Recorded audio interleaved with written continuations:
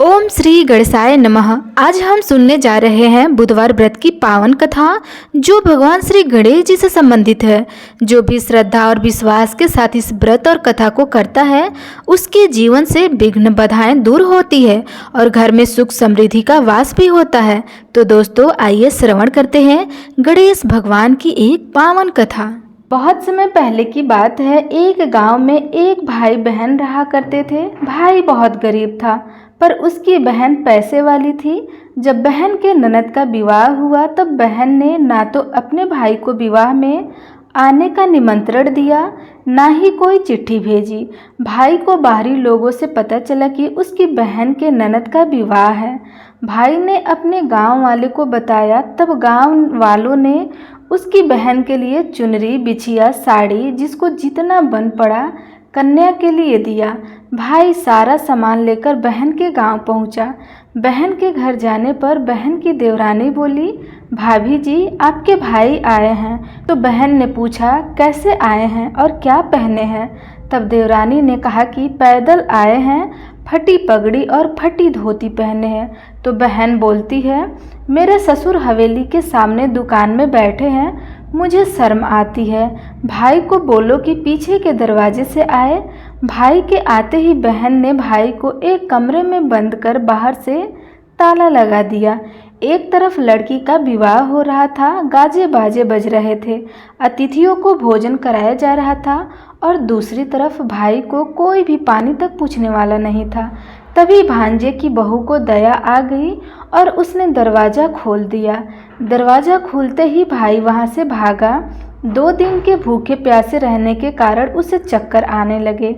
रास्ते में एक गणेश जी का मंदिर था, वहाँ जाकर वह गिर गया और रोते रोते गणेश भगवान को अपनी व्यथा सुनाई और बोला, हे गणेश जी महाराज, आज मेरी गरीबी के कारण से मेरी सगी बहन ने मुझे धिक्कार दिया है।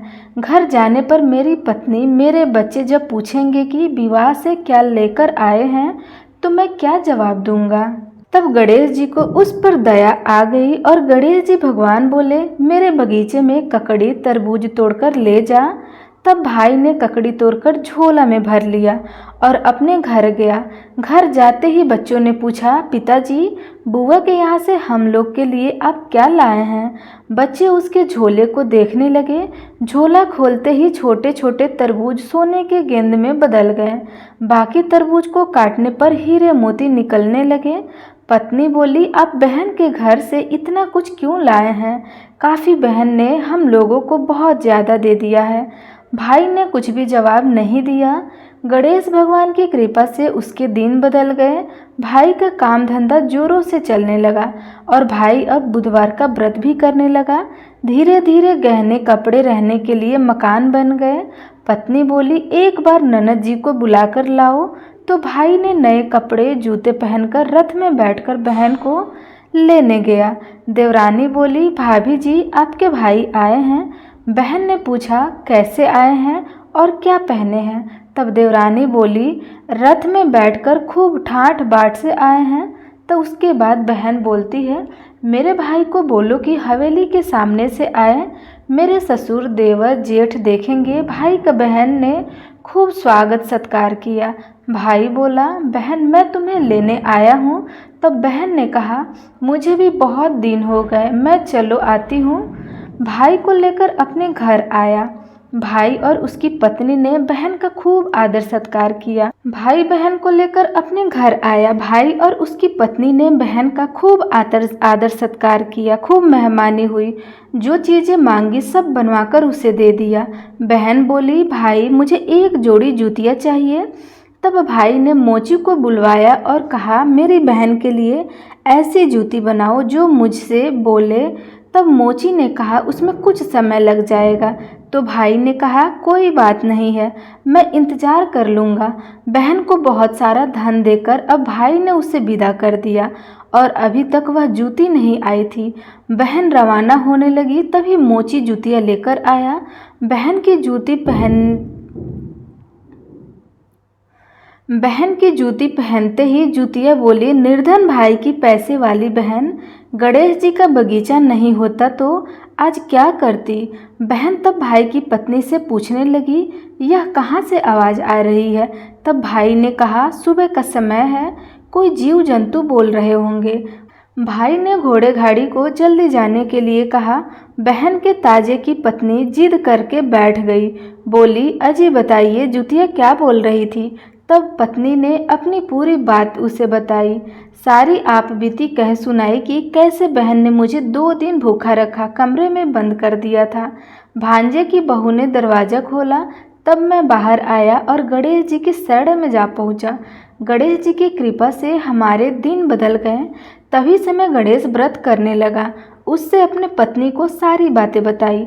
तब पत्नी बोली, अगर मुझे मालूम होता तो मैं आपकी बहन को कुछ नहीं देती, मेरा दिया हुआ सब कुछ वापस लेकर आओ।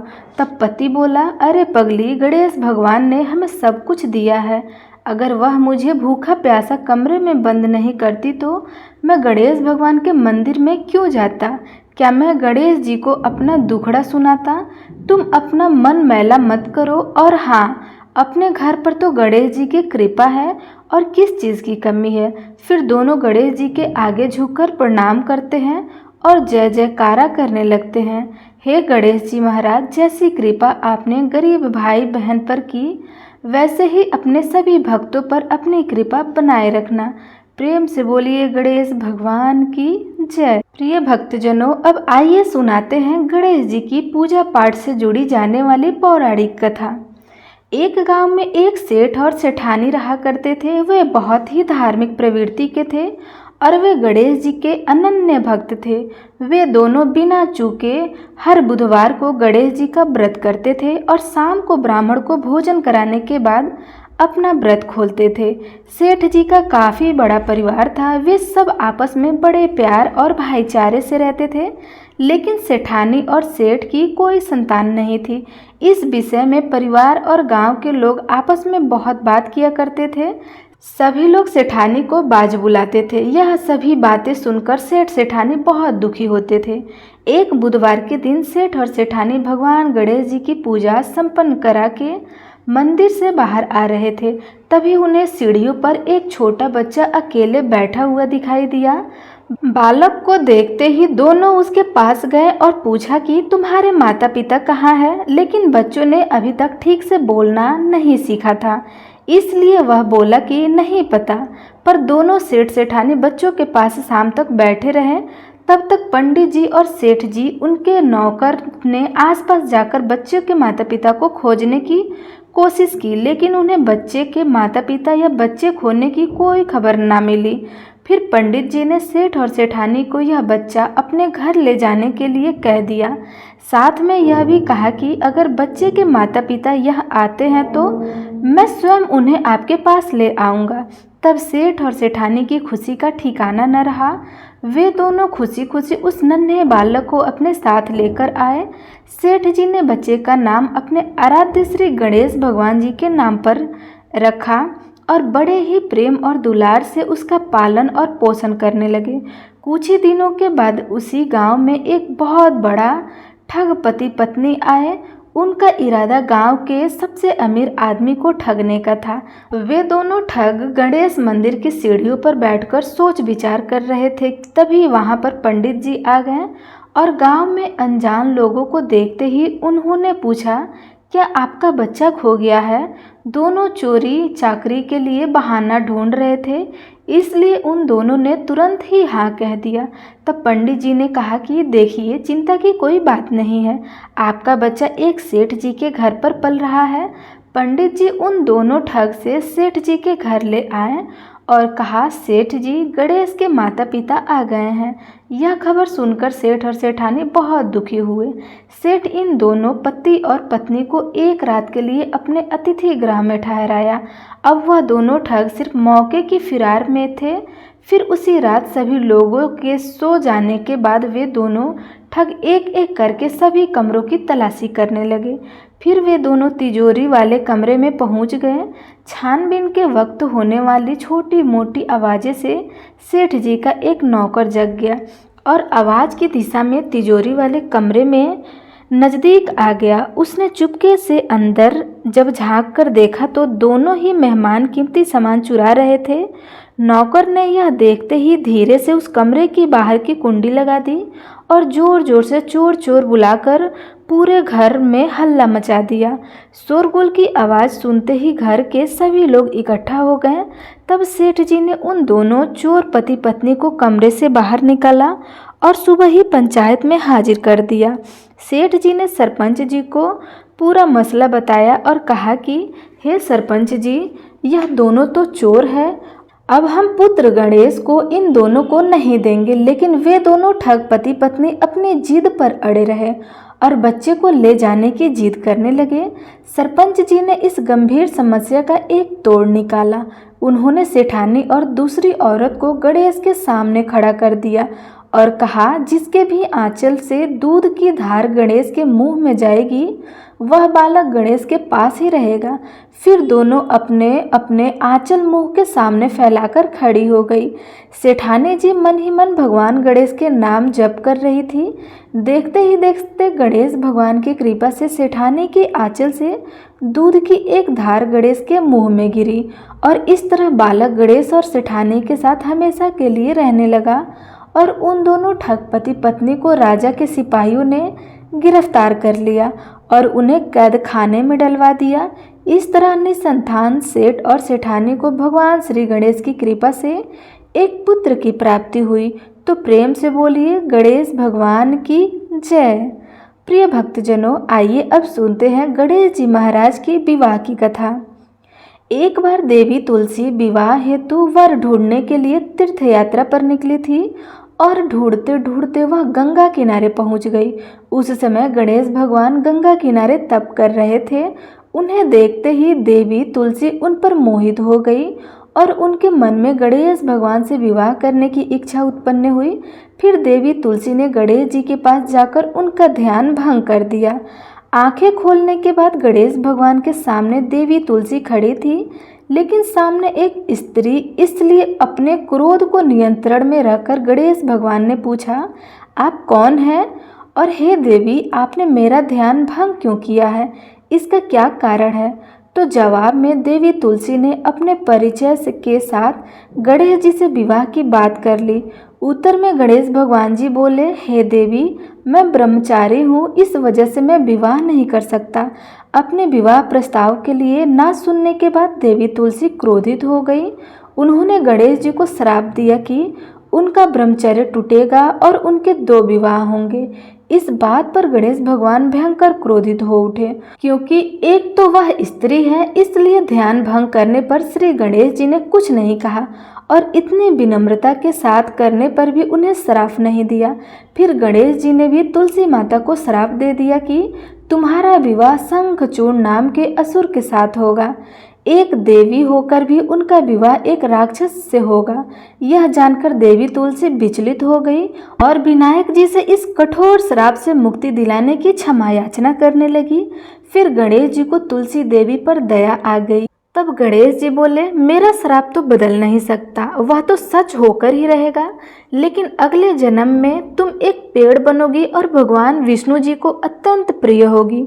उनकी पूजा में भी तुम्हारा एक महत्वपूर्ण स्थान होगा और कलयुग के मनुष्य को तुम मोक्ष का मार्ग दिखाओगी। लेकिन तुमने मेरा तप भंग किया है और मुझे ब्रह्मचारी होकर भी 2 विवाह का श्राप दिया है, इसलिए मेरी किसी भी प्रकार की पूजा में तुम निषिद्ध रहोगी।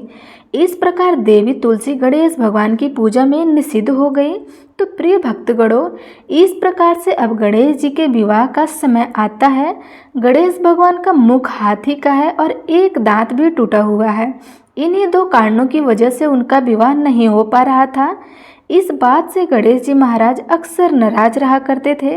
एक दिन एक देवता के आग्रह पर विनायक जी उनके विवाह में अपनी उपस्थिति दर्शाने गए। विवाह स्थल पर पहुंचने के बाद कुछ देवताओं ने मिलकर गणेश भगवान का समय पर विवाह न होने के कारण उपहास किया, जिससे गणेश जी बहुत अधिक नाराज हो गए। उसी दिन उन्होंने ठान लिया कि जब तक मेरा विवाह नहीं होता तब तक मैं किसी भी देवता का विवाह नहीं होने दूंगा। गणेश भगवान के पास विवाह और अन्य संदेश लाने का काम उनके प्रिय वाहक मूषक राजा करते थे। अब मूषक राजा जब भी किसी देवता के विवाह का समाचार लाते तब गणेश जी उसे आदेश देते और मूषक राज अपनी सेना के साथ जाकर उस विवाह के मंडप को गिराकर तहस नहस कर देते थे और बारातियों को भी भगा देते थे। इस तरह गणेश जी के मूषक राज की मिली भगत की वजह से किसी भी देवता का विवाह नहीं हो पा रहा था। उसके बाद गणेश जी के व्यवहार से तंग आकर सभी देवी देवता भगवान शिव जी के और माता पार्वती जी के पास पहुंच गए और इस विराट समस्या का समाधान मांगने लगे। भगवान शिव और माता पार्वती ने कहा कि इस हल और आपको केवल ब्रह्मदेव ही दे सकते हैं, कृपया करके आप ब्रह्मलोक को जाइए। तब माता पार्वती और महादेव जी को प्रणाम करके सभी देवी देवता ब्रह्मा जी के पास प्रकट हुए। देवताओं की समस्या को ठीक से सुनने के बाद ब्रह्मा जी ने अपने योग्य शक्ति से 2 कन्याओं का निर्माण किया। कन्याओं का नाम था रिद्धि और दूसरा का नाम था सिद्धि। वह दोनों ब्रह्मा जी की मानस पुत्रियां थी। उन्हें लेकर ब्रह्मा जी गणेश जी महाराज जी के पास गए और उनसे अपनी पुत्रियों को ज्ञान एवं शिक्षा प्रदान करने का निवेदन करने लगे। ब्रह्मा जी का मान रखने के लिए एकदंत भगवान ने रिद्धि और सिद्धि को शिक्षा देना आरंभ किया और फिर उस दिन के बाद से जब भी मूषक राज किसी विवाह की खबर लाते उस वक्त रिद्धि और सिद्धि गणेश जी को अपनी बातों में उलझाए रखती थी और दूसरी तरफ देवता का विवाह संपन्न हो जाता था। एक दिन बुद्धि के देवता भगवान गणेश जी को यह बात समझ आ गई, लेकिन उनके क्रोध में आने से पहले ही ब्रह्मदेव अपने दोनों पुत्रियों के साथ प्रकट हो गए। रिद्धि और सिद्धि को सामने देखते ही गणेश जी का क्रोध बढ़ने लगा, किंतु विनायक जी के मुख से कोई भी शब्द निकलने से पहले ही भगवान ब्रह्मदेव ने कहा, हे गणेश जी, आपने स्वयं ही मेरी पुत्रियों को शिक्षा दी है। अब मुझे इन दोनों के विवाह योग्य कोई वर नहीं मिल रहा। मेरी आपसे विनती है कि आप ही रिद्धि सिद्धि से विवाह करके मुझे धन्य कर दीजिए। परम पिता ब्रह्मा जी की शांत वाणी को सुनकर गणेश जी का क्रोध शांत हो गया और वे उस विवाह के प्रस्ताव के लिए हंसी खुशी राजी हो गए। विवाह के बाद अपनी दोनों पत्नियों से उन्हें 2 पुत्र प्राप्त हुए। एक का नाम था शुभ और दूसरा का नाम था लाभ। तो प्रेम से बोलिए गजानन भगवान श्री गणेश की जय। प्रिय भक्तों, अब आइए सुनते हैं गणेश जी महाराज की बड़ी दुर्लभ कथा। सुख मिले, समृद्धि मिले, मिले खुशी अपार, आपका जीवन सफल हो जब आए श्री गणेश आपके द्वार। पौराणिक कथा के अनुसार एक बार की बात है, 7 बहनें थी। 6 बहनें पूजा पाठ करती थी, लेकिन 7वीं बहन नहीं करती थी। एक बार श्री गणेश जी ने सोचा कि मैं इन 7 बहनें की परीक्षा करता हूँ। वे साधु के रूप में उनके घर आए और दरवाजा खटखटाने लगे। पहली बहन से गणेश जी ने कहा, हे पुत्री, मेरे लिए खीर बना दो, मैं बड़ी दूर से आया हूँ। अब देखिए, उस पहली बहन ने मना कर दिया। अब इसी तरह साधु भेष रूपी गणेश भगवान बाकी के सभी 6 बहनों के पास गए, लेकिन उन्होंने भी मना कर दिया और बची 7वीं बहन। तो गणेश भगवान 7वीं बहन के पास जाते हैं और उनसे भी कहते हैं, हे बेटी, मैं बड़ी दूर से आया हूँ, मुझे भूख लगी है, तुम मुझे खीर बना कर दो। तो वह 7वीं बहन ने हाँ कर दी। उसने चावल बीनना शुरू कर दिया और फिर खीर बनाना शुरू कर दी। जब खीर बननी शुरू हो गई तो बहन को लगा कि यह खीर कहीं कच्ची तो नहीं है, इसलिए 7वीं बहन ने अधपकी खीर चख ली। फिर साधु महाराज को खीर खिलाई। साधु ने कहा, तुम भी खीर खा लो बेटी। तब 7वीं बहन ने कहा, मैंने तो खीर बनाते बनाते ही खा ली है। हे भगवान, आप गुस्सा मत होइएगा, मैंने सोचा कहीं खीर कच्ची न रह जाए, इसलिए मैंने चख लिया। देख ली। उस 7वीं बहन की ऐसी भक्ति देखकर गणेश भगवान बड़े प्रसन्न हुए और फिर गणेश जी अपने असली रूप में आ गए और कहा, बेटी, मैं तुम्हें स्वर्ग ले जाऊंगा। बहन ने कहा कि मैं अकेले स्वर्ग नहीं जाऊंगी महाराज, मेरी 6 बहनों को भी ले चलिए। गणेश जी बड़े खुश हुए और सबको स्वर्ग लोक ले गए।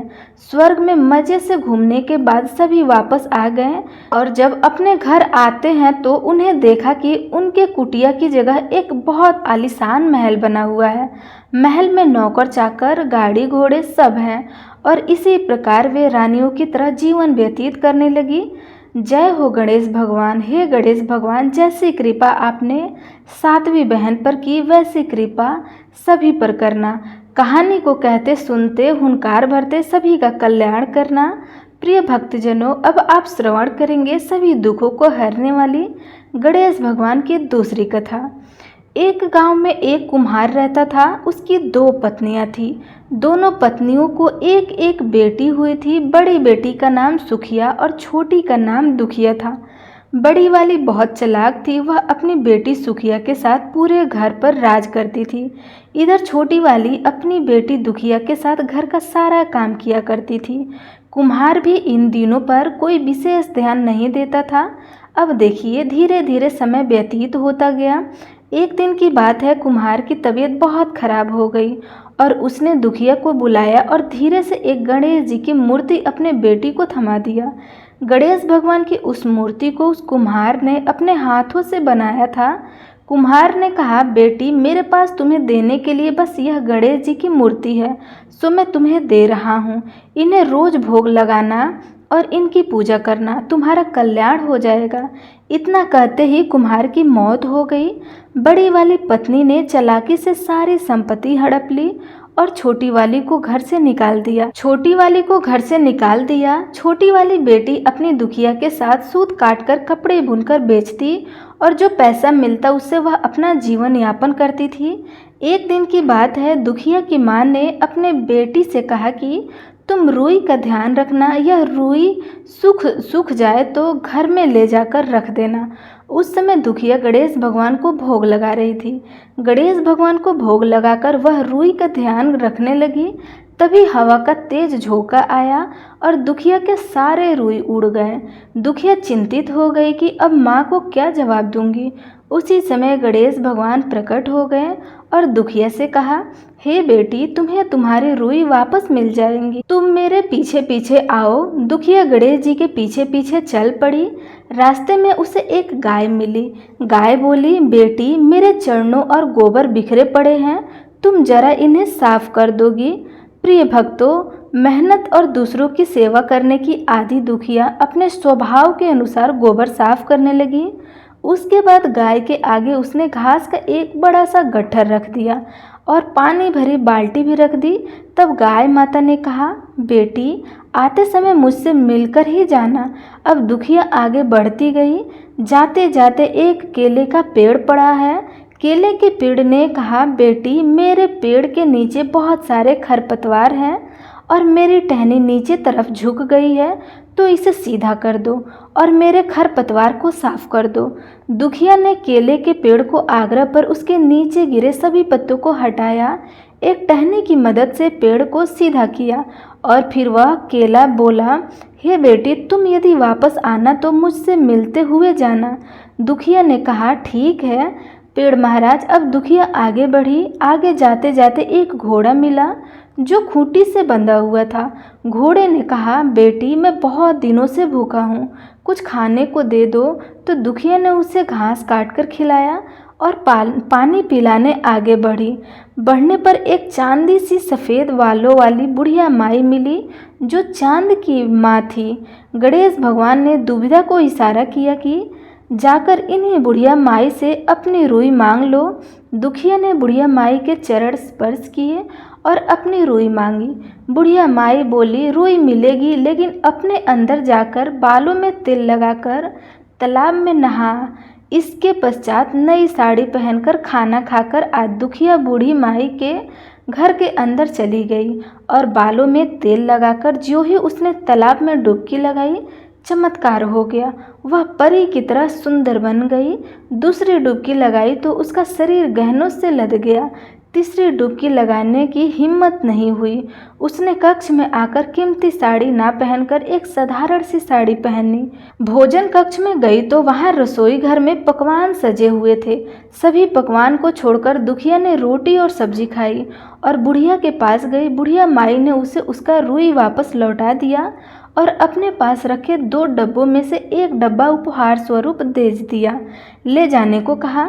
दुखिया ने छोटा वाला डब्बा उठाया और अपने घर की तरफ चल पड़ी।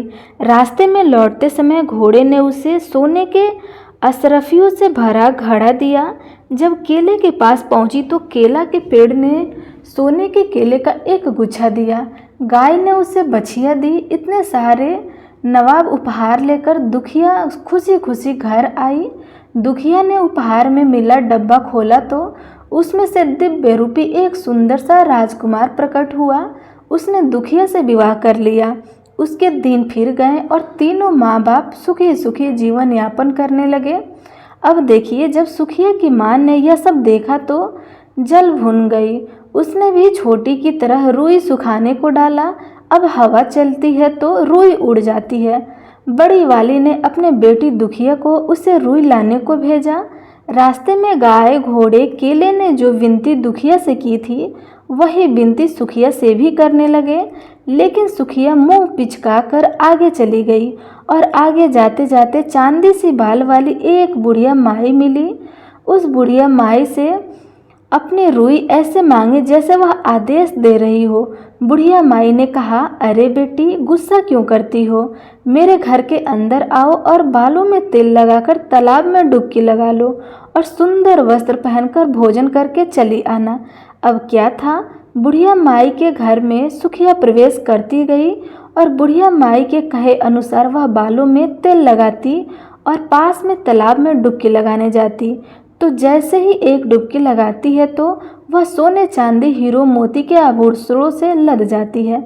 इसके बाद जब दूसरी डुबकी लगाती है तो वह एक राक्षसी हो जाती है। यह देखकर सुखिया बहुत दुखी हुई। वह फिर बुढ़िया माई के घर गई और बहुत सारा सुंदर साड़ी पहनी और अच्छे अच्छे पकवान खाए और बुढ़िया माई के पास आकर अपनी रुई मांगने लगी। बुढ़िया माई ने कहा, बेटी, यह 2 डब्बे रखे हैं, एक छोटा है और एक बड़ा है, जो भी तुम्हें लेना है ले सकती हो। तब सुखिया ने लालचवश बड़ा वाला डब्बा उठा लिया और यह सारी चीज़ें लेकर सुखिया आगे बढ़ती गई और रास्ते में घोड़े के पास जाती तो घोड़े ने उसे एक लात मारी। जब केले के पास जाती तो उस केले ने उसे ऊपर छिलकों की वर्षा करा दी। गाय ने भी उससे सींग मारकर दूर फेंक दिया। रोती बिलखती सुखिया घर आई और माँ को सारी बातें बताती। अब जब रात होती है तो उसने रात में वह उपहार वाला डब्बा खोला। उसने सोचा उसमें सारे हीरे मोती ज्वारात होंगे, लेकिन उसमें एक बुढ़िया विशाल अजगर निकला। उस अजगर ने सुखिया को निगल लिया और उसकी माँ रोती बिलखती घर से निकलकर भाग आई। उसकी माँ का सब कुछ खत्म हो गया, कुछ भी शेष नहीं बचा। प्रिय भक्तों, जो भी गणेश भगवान की भक्ति तन मन और धन से करता है उसे गणेश भगवान धन धान्य से सराबोर कर देते हैं, उसे निहाल कर देते हैं। और जो उनको भक्तों से ईर्ष्या करता है उनकी निंदा करते हैं, उसका सुखियों से जैसे ही हाल होता है। इसलिए गणेश भगवान की पूजा बड़े ही भक्ति भाव से करें और उनके भक्तों की निंदा कदापि ना करें। प्रेम से बोलिए गणेश भगवान की जय।